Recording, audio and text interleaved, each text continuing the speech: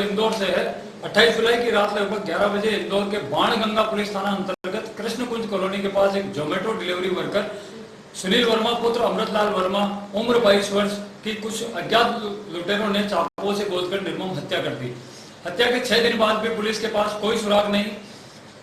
वहीं जोमेटो कंपनी द्वारा पीड़ित परिवार से 4 दिन तक किसी भी प्रकार का कोई संपर्क नहीं किया गया। Indian federation of app based transport workers IFAD की पहल पर बाणगंगा पुलिस थाना, श्रम आयुक्त, जिला कलेक्टर एवं जोमेटो ऑफिस में परिवार और इंदौर के डिलीवरी पार्टनर्स के साथ मिलकर उचित मुआवजे और आरोपियों की शीघ्र गिरफ्तारी की मांग को लेकर मुख्यमंत्री के नाम ज्ञापन सौंपा गया।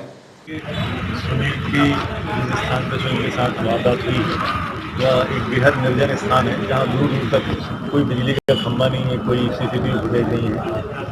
वह मृत्यु पूर्व यह भी नहीं बता पाया कि काफ़ी लोगों का हुलिया कैसा था, उन्होंने कैसे कपड़े पहने थे, वो पैदल थे या मोटरसाइकिल पे थे। तो अब उनको तलाशना बिल्कुल ऐसा है, मैं ये नहीं कहता कि असंभव है, लेकिन दुष्कर है, उसे में सुई ढूंढने जैसा है। तो अब हम लोग मॉडस ऑपरेंडी यही है कि हम लोग उन लोगों को जिन्होंने इस प्रकार की वारदातें पिछले कई 2-3 सालों में की, उन लोगों को जो उस बेल्ट में रहने वाले सस्पेक्ट ड्रग्स लेने वाले जो बदमाश हैं, उन लोगों को लगातार ला रहे हैं थाने, उनसे सख्ती से, बहुत सख्ती से पूछताछ कर रहे हैं। और जो वो बता रहे हैं उसकी अक्षरता भी तस्दीक भी कर रहे हैं कि वह बताता कि मैं इतने बजे वहाँ था या इतने बजे यहाँ गया था, इसको छोड़ने गया था, तो उसकी भी तस्दीक करते हैं कि वो जो बोल रहा है वो सच बोल रहा है कि लगातार पूछताछ का प्रक्रम जारी है।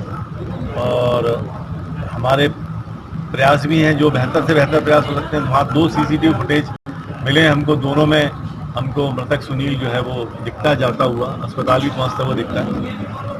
लेकिन उसके आगे पीछे के लगातार फुटेज वगैरह देखने पे ऐसा कोई व्यक्ति नहीं है जिसके ऊपर शक किया जाए या संदिग्ध हो।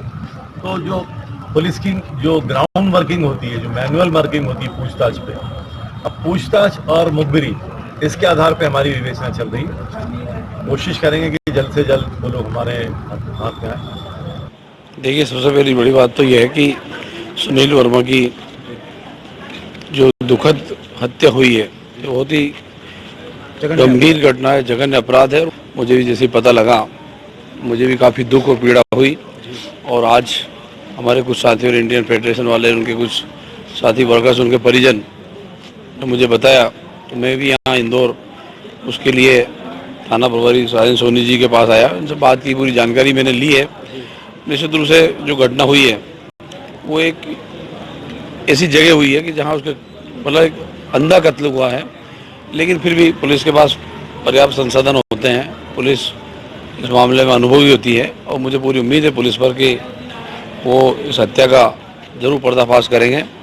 मेरा प्रयास होगा, मैं उच्च अधिकारियों से भी मैंने अभी बात की है, इसके ऊपर भी यदि बात करना पड़ी तो मैं ज़रूर इस बात को ऊपर भी ले जाऊंगा और हर हालत में प्रयास करूंगा कि ये हत्या का पता लगे। क्योंकि आज बहुत सारे वर्कर्स पूरे स्टेट के और दूसरे राज्यों से भी यहाँ अपने परिवारों को छोड़ करके अपनी रोजी रोटी के लिए आते हैं, और यदि उनको सुरक्षा नहीं हुई इतने बड़े शहर में, तो ये एक बड़ी दुखद बात है।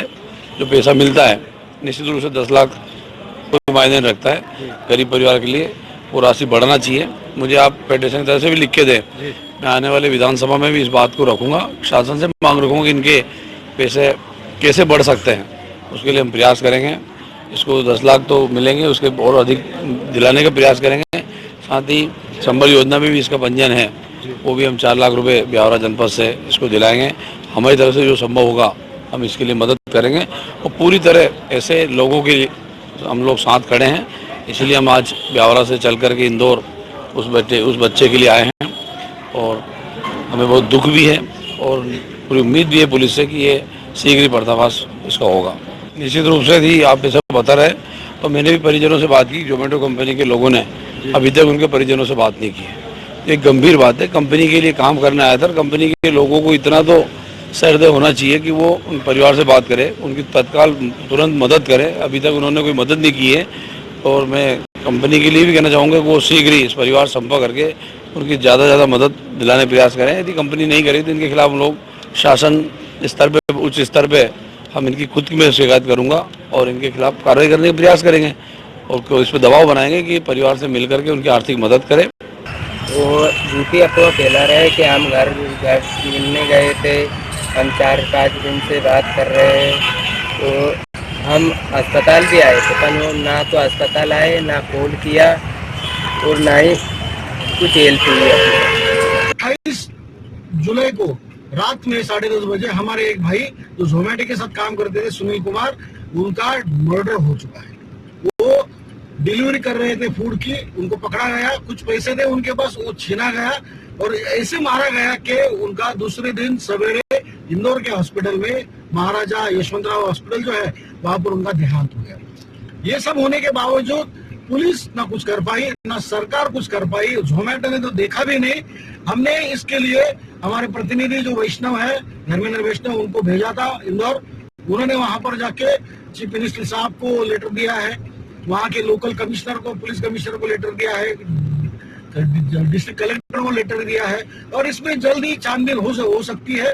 वो जो मर्डर है उनको पकड़ा जाएगा। लेकिन क्या मर्डर पकड़ने से सारा काम खत्म हो जाता है? नहीं, क्योंकि अभी तक ये जोमेटो कंपनी के साथ करने के बावजूद ये हमारे जो सुनील भाई है उनके परिवार की खैर खबर अभी तक नहीं ली गई, ना कोई उनको मुआवजा दिया गया, ना कुछ किया गया।